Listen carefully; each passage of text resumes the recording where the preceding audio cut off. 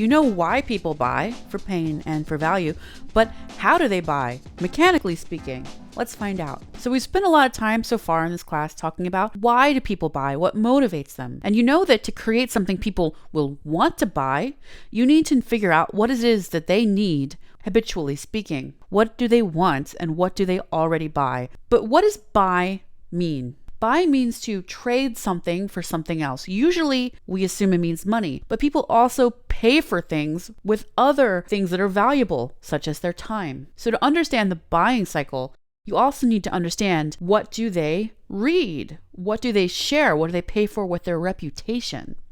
What do they trust? Trust is expensive and rare. So we're going to hang out in the fixed category today, and we are specifically going to look at e-bombs.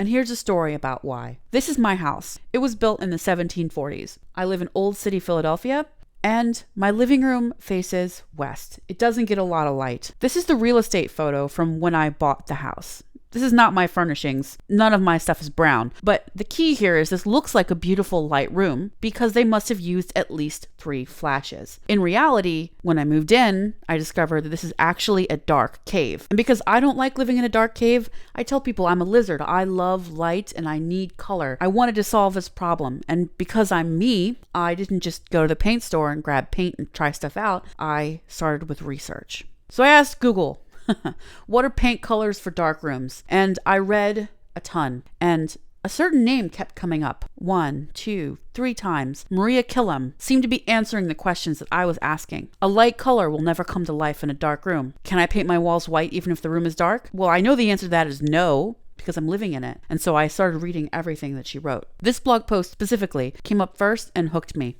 It appears that I'm not alone. She writes, one of my readers asked which pale color I would recommend when selecting a color for a dark room. Amy aside here, that is the natural choice, right? You think it's dark, I should use a light color that will reflect light.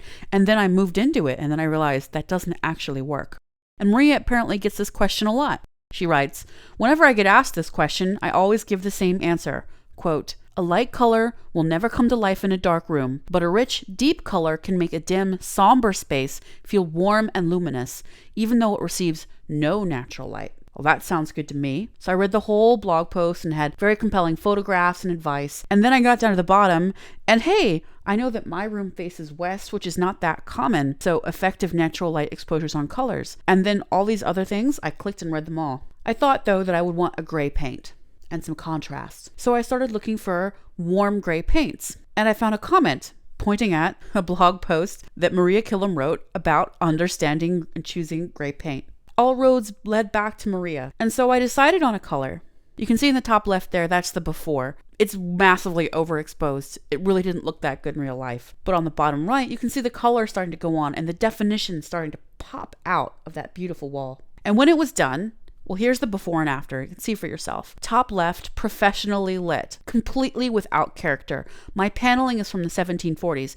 In this photo, you can't even tell that there is paneling. It's basically invisible. That's a crime. On the bottom right, you have my in progress photo for the room decor. Now, lots of things have changed in this room, so don't judge me on the messiness. And in fact, I've changed this color, but you can tell, you can see the shape of the paneling. You can see that there is paneling. You can see the crown molding is enormous. You can see the wall behind it is separate. There's contrast. And I chose this specific color because of something Maria taught me. Apparently, grays aren't neutral. Who would have thought? I thought a gray would be a neutral color, but there is no such thing as a neutral color in paint. Every gray and black and beige has something called an undertone, and it's either warm or cold. It can be a variety of colors. It can be blue, it can be purple, it can be green, it can be red, it can be yellow, but there's always an undertone there. And so Maria taught me with her blog posts all about gray to choose a warm gray to go with my extremely warm orange floors. And you can see the difference. On the right, there's a cold gray with the warm floor. Color doesn't look good. So I ended up buying Maria's book.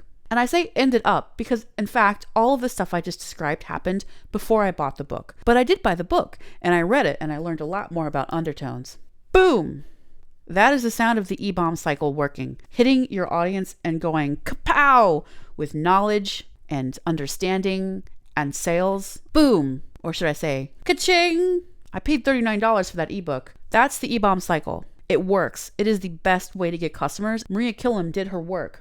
And that's why you're going to learn it in this class. But personal stories aside, let's look at the cycle from a slightly removed standpoint. The first thing is your customer searches for help, or they post asking for help, or they see a link somewhere and they click it. They get a taste of the way you do things and they start seeing you around. And eventually they start reading more and more of what you do. It feels like I read at least half of Maria's site because for many of us, we want more information before we make a decision. And eventually, many of us buy. Not everyone, but a lot of us buy. I bought. Maria certainly seems to be doing well in her little corner of the internet. Why does this happen this way? To answer that question, let's look back to 1885, when a book was published called Successful Advertising. There's a mantra in this book that advertising people in the know like to quote. It is a long mantra, so I'm going to pause for a minute and give you some jazzy music so you can read it for yourself.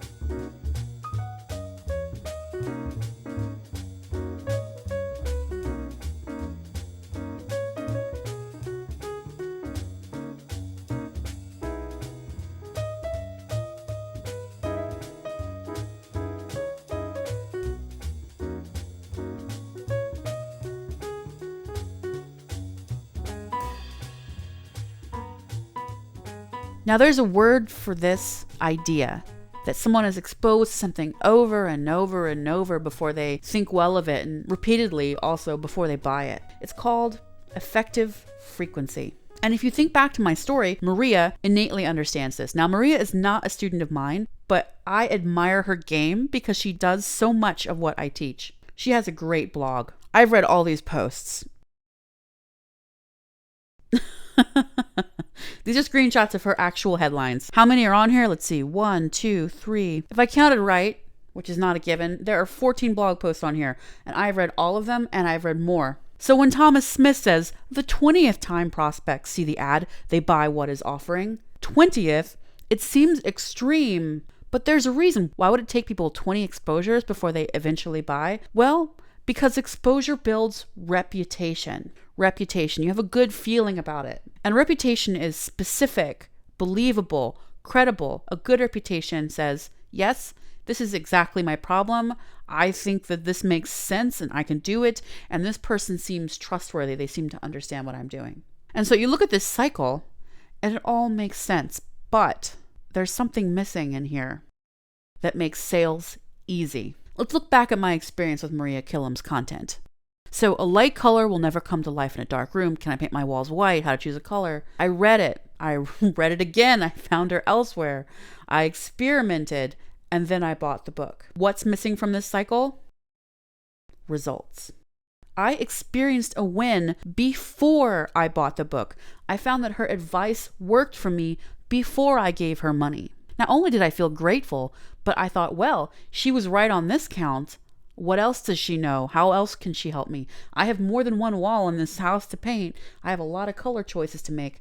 I'm going to spend the money. I was exposed to more than 20 of her blog posts, but I'll tell you what, a typical conversion rate from reader to customer is often around 1%. But for many of our students, and also for us, their mailing list conversion rates are somewhere between 5 and 20%.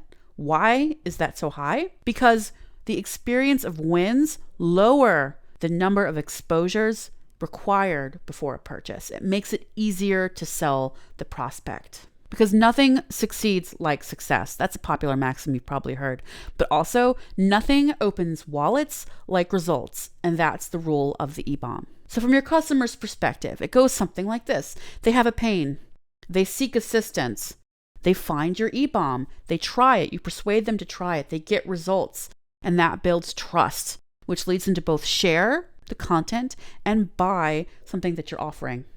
Not every single person will share or buy, but it makes it vastly more likely and easier for you too to sell the person who's already convinced. Now, Thomas Smith also wrote that the 11th time the potential customer is exposed to your advertising, they wonder how the company is paying for all these ads. In a way, paying for advertisements gives it kind of credibility if you think about it, because surely they must be making money, right? And if they make money, people are probably buying it again and again. It must be popular, and people must be repeat customers. Well, the great thing about this is that e-bombs don't cost you anything, but also e-bombs can live forever. You can create your e-bomb, and all you spend on your e-bomb is time. But that e-bomb doesn't just run for a month while you're paying for the advertisement. The e-bomb is out there to be shared and used and discovered to generate results for your readers as long as you keep it on the internet. Thomas Smith would die if he understood e-bombs.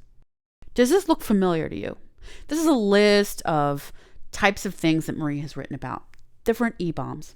And I laid them like this because they're bricks in a wall of content that your reader will run into. The bigger the wall, the more likely your potential audience is going to hit it and go, oh, I didn't see this wall there. Oh, that's interesting.